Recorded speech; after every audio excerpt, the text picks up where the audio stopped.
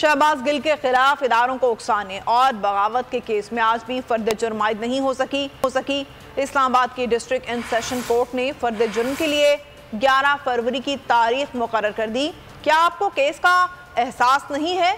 अदालत के इस्तिफसार पर शहबाज गिल ने कहा, आजकल केसेस में खुद कफील हूँ। राना सना पर 3 साल तक फर्द जुर्म आयद नहीं हो सकी।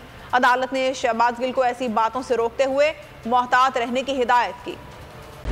खूने नाहक बहुत पी चुकी ये जमीन, अब कोई दिन में ये खून उगलने को है।